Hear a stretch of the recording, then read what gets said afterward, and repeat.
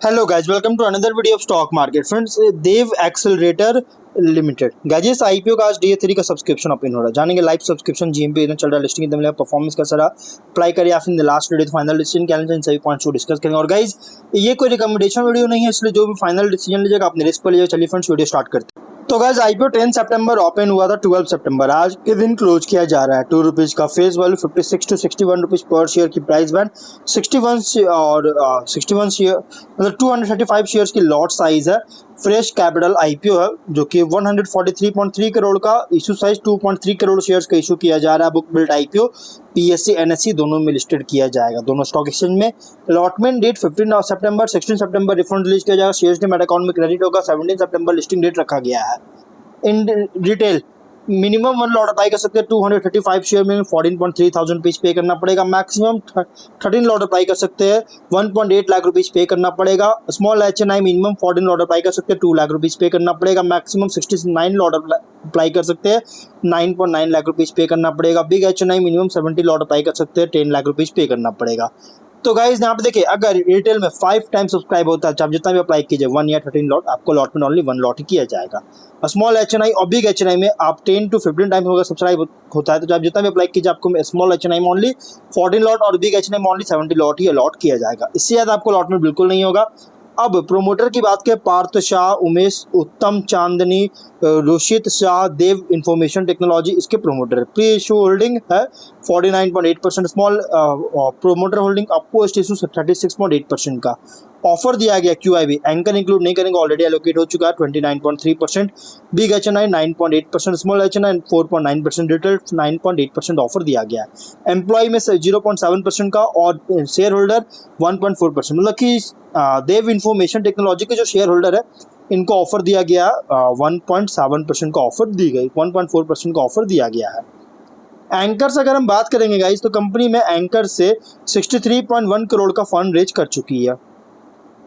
वहीं अगर हम इसके सब्सक्रिप्शन की बात करें तो कंपनी में सब्सक्रिप्शन जो देखने को मिला है क्यूआईबी से 2.4 टाइम सब्सक्राइब है। 69 लाख शेयर्स का ऑफर था, 1.6 करोड़ शेयर्स का बीट किया 101 करोड़ का, जो कि बहुत ही स्ट्रॉन्ग सब्सक्राइब है। और big HNI 12.1 time 23 lakh shares का ऑफर था, 2.8 करोड़ शेयर्स का बीट किया 169 करोड़ का। स्मॉल एचएनआई 22 टाइम सब्सक्राइब है, 11.5 लाख शेयर्स का ऑफर था, 2.5 करोड़ शेयर्स का बीट किया 154 करोड़ का। रिटेल में 59.5 टाइम सब्सक्राइब है, 23 लाख शेयर्स का ऑफर था, 13.7 करोड़ शेयर्स का बीट किया 835 करोड़ का। एम्प्लॉय में 6.2 टाइम सब्सक्राइब है, 1.6 लाख शेयर्स का ऑफर था, 10.2 लाख शेयर्स को बीट किया 6.2 करोड़ का। एम्प्लॉय में और शेयर होल्डर्स में 13.4 टाइम सब्सक्राइब है, 3.3 लाख शेयर्स का ऑफर था, 44 लाख शेयर्स का बीट किया 26.9 करोड़ का। तो गाइज किसी भी कैटेगरीज में अगर देखिए तो बहुत ही स्ट्रॉन्ग सब्सक्राइब है। और जैसे मैंने आपको बताया, जो लिमिट मैंने आपको बताया था उसको भी एक्सीड कर दिया इस बीच में। सब इसमें आईपीओ में no doubt guys minimum lot ही अलॉट किया जाएगा, आप जिस कैटेगरी में अप्लाई कीजिए। टोटल 16 टाइम सब्सक्राइब है, 21.2 करोड़ शेयर्स का बीट किया, 1292 एप्लीकेशन 1292 करोड़ का बिडिंग देखने को मिल रहा है। अब जीएमपी की बात करेंगे तो कंपनी में जीएमपी जो ट्रेड कर रहा है 10 रुपीज़ का, 16.4% का लिस्टिंग एक्सपेक्ट कर सकते हैं, 71 रुपीज़ का एस्टिमेटेड लिस्टिंग प्राइस और 2350 रुपीज़ का एस्टिमेटेड प्रॉफिट मिल सकता है। बिजनेस की बात करें, अगर हम बिजनेस की बात करेंगे गाइस, तो कंपनी का जो बिजनेस है अगर देखा जाए तो 2017 में इस्टेब्लिश किया गया था, जो कि इसको जाना जाता है कॉमनली, इसका नाम है देवेक्स। देवेक्स के नाम से जाना जाता है, जो कि फ्लेक्सिबल ऑफिस स्पेसेस को प्रोवाइड करता है, इंक्लूड है कोर वर्किंग एनवायरनमेंट्स। कंपनी जो है प्रेजेंस 15 सेंटर्स, इंडिया में 15 सेंटर्स में इसका प्रेजेंस एक्सपैंड कर चुकी है, जो कि एकदम पास कर रहा है मेजर सिटीज़ को, दिल्ली, एनसीआर, हैदराबाद, मुंबई और पुणे।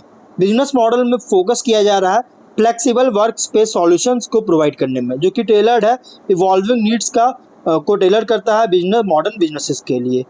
मॉडर्न बिजनेसेस का जो इवॉल्विंग नीड्स है उसको टेलर करने के लिए सॉल्यूशंस प्रोवाइड करता है, और जिसमें इंक्लूड है और कस्टमाइजेबल डेस्क सूट्स ऑफर कर रही है, एकोमोडेट कर रहा है रिमोट वर्क ट्रेंड्स का, प्रोवाइड कर रहा है फ्लेक्सिबल लीज ऑप्शंस का।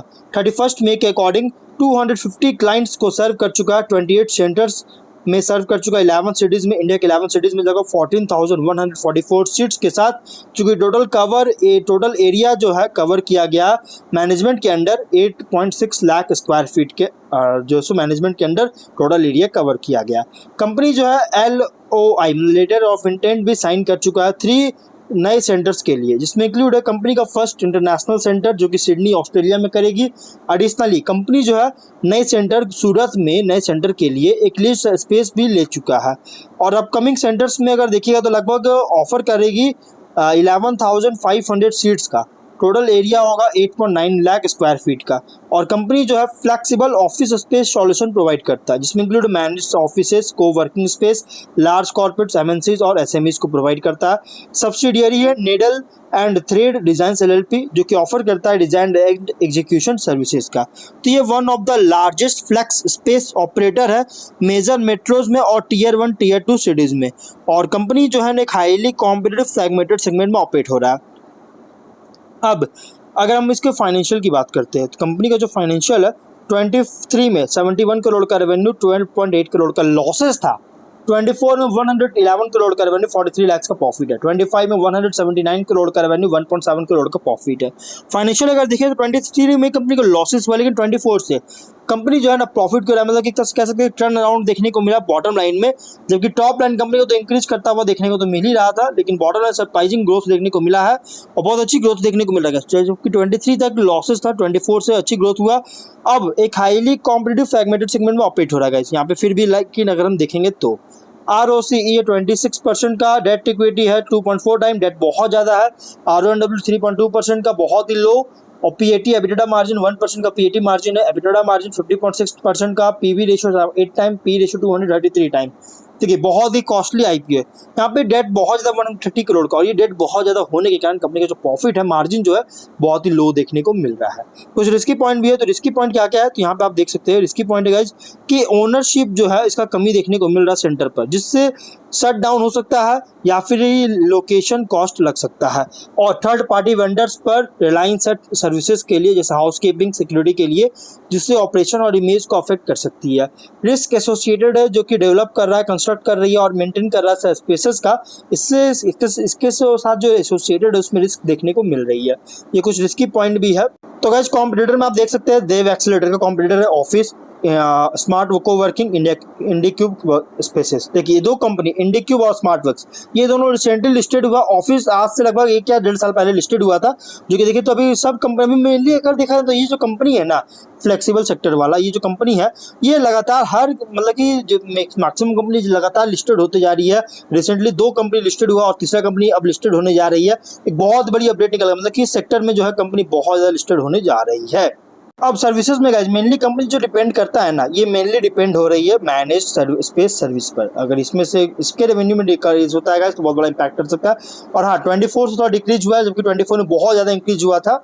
उसके बाद देखिएगा तो अगर हम बात करें डिज़ाइन एंड एग्जीक्यूशन में भी कंपनी बहुत ज़्यादा डिपेंड करता है। 25.4% का ये भी बहुत ज़्यादा इंक्रीज किया है 24 में से अगर देखा जाए तो। इसके अलावा अगर टॉप 10 कस्टमर्स से लगभग 38.6% रेवेन्यू जनरेट कर, इसमें कोई भी अगर लॉस होता है तो बहुत बड़ा इंपैक्ट कर सकता है। टॉप 20 कस्टमर्स 54% के अराउंड है। और अगर देखा जाए तो ओवरऑल कंपनी थोड़ा रिस्की IPO तो है। GMP 10 रुपीज़ का 16.4% का लिस्टिंग एक्सपेक्ट कर सकते हैं। ऑब्जेक्टिव क्या है, नए सेंटर्स के लिए नए सेंटर्स का सिक्योरिटी डिपॉजिट और नए सेंटर्स में फिट आउट्स के लिए कैपेक्स करना चाहता है, लोन रिपे करना चाहता है, जनरल कॉर्पोरेट के फंडिंग चार्ज के लिए IPO लेकर आया है। ओवरऑल कंपनी ठीक ठाक है, बट इसका सबसे बड़ा इश्यू क्या है कि एग्रेसिव प्राइस रखी गई है। ये एग्रेसिव प्राइस का इस कंपनी को थोड़ा सा एक ड्रॉबैक क्रिएट कर, एक निगेटिव पॉइंट क्रिएट कर रही है। थोड़ा कॉस्टली प्राइस रखी गई इसकी कॉम्पिटिटर से कंपेयर करें तो, इसलिए जो भी फाइनल डिसीजन लेगा अपने रिस्क को लिएगा। ये कोई रिकमेंडेशन वीडियो नहीं है। तो मिलते हैं नेक्स्ट वीडियो में।